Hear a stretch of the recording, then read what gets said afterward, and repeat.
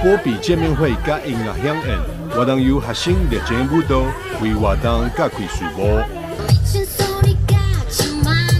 波比动一动，波比。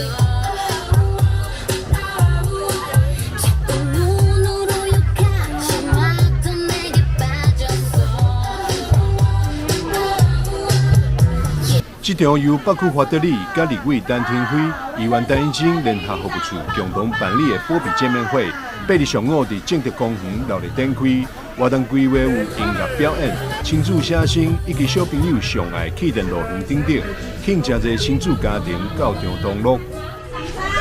还有我们那个，真的很用心。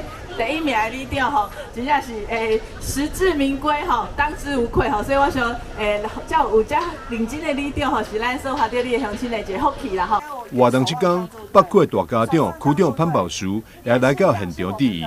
我们全市的一个标杆吼，守望相助队要做的像里长这么好的，真的没有了。公检讲，他一天呐吼，大概只有睡3个小时，他其他的心力2点钟。 伊一天拢困2点钟了，剩的时间就是拢在顾伊的理来。上重要就是伊的公务，每年的公务局的比赛一定都是在前3名。所以说，住在华德里幸不幸福？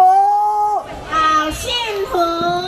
受邀出席的第5分队长洪宏龙也趁着这次机会，向现场民众宣导反诈观念。发现有一个年轻人或者是一个人拿着个背包在那边跟人家要收钱。 这个叫做面交车手，也跟我们讲，如果抓到面交车手，我们会颁发一些有奖金吗？没有奖金，但是有一只很漂亮的熊。华德里创新打造社区的专属吉祥物幸福波比猫头鹰，成为里内上受欢迎的代言人。里长送来美誉，希望借由幸福波比猫头鹰见面会，凝聚社区的向心力。为了大家守护华德。 那这个活动就是说亲子活动有绘画，那绘画它不只是奖金而已啦，是最主要让他们有亲子一个活动。那除了奖金，我们有赠送我们长者华德的长者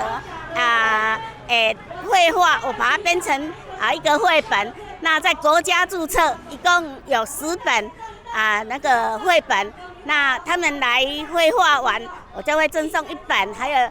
就是故事书，然后呢，就是希望里面都是平平安安。华德里长宋兰美玉亲力亲为，出钱出力美化社区公园，也随着华德里后班来进步标杆社区。伊本人也应效地有里长所言，非常无简单。记者张秀仪采访报道。